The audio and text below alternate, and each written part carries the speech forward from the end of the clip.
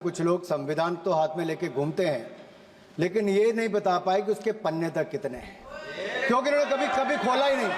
आज मैं क्योंकि ये संविधान जो राहुल जी सब तरफ दिखाते हैं सर, शायद उन्होंने इसके 2 पन्ने भी खोलकर नहीं देखे। अगर आप इसका प्रीफेस देखेंगे, प्रीफेस किसने लिखा है सर? सुप्रीम कोर्ट के वरिष्ठ अधिवक्ता गोपाल शंकर नारायण जी। उन्होंने लिखते हैं, our constitution was crafted by the finest and most emancipated minds of the time, and thankfully not directed by the confused Nehruvian social policy that guided success governments। वो इनकी नेहरू जी की विचारधारा पर सवाल खड़ा करते हैं। और उन्होंने लिखा है कि giants like B.R. Ambedkar, B.N. Rao, Sardar Patel, K.M. Munshi, Alladi debate provisions to protect the basic freedom. उन्होंने श्रेय दिया है तो अम्बेडकर जी को, सरदार पटेल और आगे। सर इसके अगले पन्ने पे क्या लिखते हैं गोपाल शंकर नारायण, और ये इन्हीं का ही है सर, मैं इन्हीं की पढ़ रहा हूँ जो इन्होंने हाउस में दिखाया। इसमें लिखा है, were it not for the strength of the document, Indira Gandhi would have been compelled to end the darkest episode in independent India by ending the emergency। यानी कि संविधान की ताकत थी जिन्होंने इंदिरा गांधी जी की इमरजेंसी को खत्म किया था, तो इस संविधान की ताकत थी। और ये आपके इसके अंदर लिखा है, राहुल जी जो आप लेकर घूमते हो, कभी खोल के पढ़ो तो सही, कभी पढ़ा भी नहीं आपने।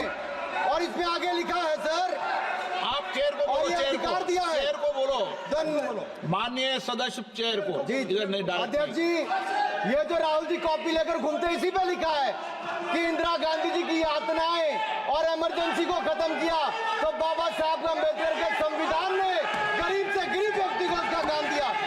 सर आप इसके प्रीफेस पे जाइए, सर आप इसके प्रीफेस के बाद फॉरवर्ड जो लिखा सर, ये भी सुप्रीम कोर्ट के बहुत बड़े वकील है। उन्होंने क्या लिखते हैं सर कि जब संविधान बना उसके बाद सर, देश आजाद होने के बाद पहले दिन से ही लेजिस्लेटिव और हमारी ब्यूरोक्रेसी सर, हमारी दोनों ने ही जुडिशरी के साथ सींग फंसा के रखे, जुडिशरी को नीचे दिखाने की बात की। सर ये मैं नहीं कह रहा, ये वही किताब कह रही है जो राहुल गांधी हाथ में लेकर घूम रहे हैं। सर मैं पढ़ के सुनाता हूँ, from the earliest years itself the legislative wing and the executive wing of the state on the one hand confronted the judicial wing on the other with the accusation that they had vastly approached upon the powers not given to them but given to the executive। The then law minister on 28 October 1976 issued a strident warning to the judges of the Supreme Court, and I quote, sir मैं quote कर रहा हूँ, an atmosphere of the confrontation was sought to be created by those whose duty it was to see that they did not encroach upon the field which did not legitimately belong to them। Nothing should be left undone now to ensure that such a situation did not recur। If even after the amendments confrontation continues, then I think it will be a bad day for the judiciary। ये कौन कह रहा है? उस समय के law minister कह रहे हैं। और क्या कहते हैं sir again, we are trying to save them from the temptation to intrude into the powers which do not belong to them। What we are doing today is not to save the people from the judges। ये कह रहे हैं, we are trying not to save the people from the judges but really enabling the judges to save them from themselves। This was said during the emergency which hit the nation like tsunami and brought about the realization and the constitution could not be subverted। Sir अगर ये संविधान जो बाबा साहब अम्बेडकर ने दिया उसी ने देश को बचाया। राहुल जी कभी इसको पढ़कर देखिए, गांधी परिवार और कांग्रेस पार्टी का पूरा कारनामे इसके अंदर लिखेंगे, कैसे आपने धज्जियां उड़ाई एक तो एक।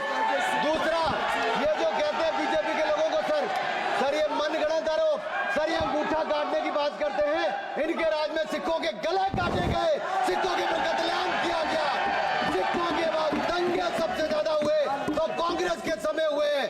और आपको देश से माफी मांगनी है, अगर आज भी नहीं मांगेंगे तो संविधान जितना मर्जी जेब में डालिए। आप संविधान को जेब में लेकर घूमते सर, इन्होंने संविधान को तार-तार करने का काम किया है। इनको देश से माफी मांगनी चाहिए। मुझे आपका संरक्षण इसलिए चाहिए था कि झूठे आरोप लगाने बंद करे। यह संविधान की रक्षा आपने कभी नहीं की। इमरजेंसी जैसा कालखंड आया और संविधान को बार बार तार किया, संशोधन किया, तो आपने और आपकी पार्टी ने किया। धन्यवाद सर। श्रीकांत शिंदे। धन्यवाद अध्यक्ष जी।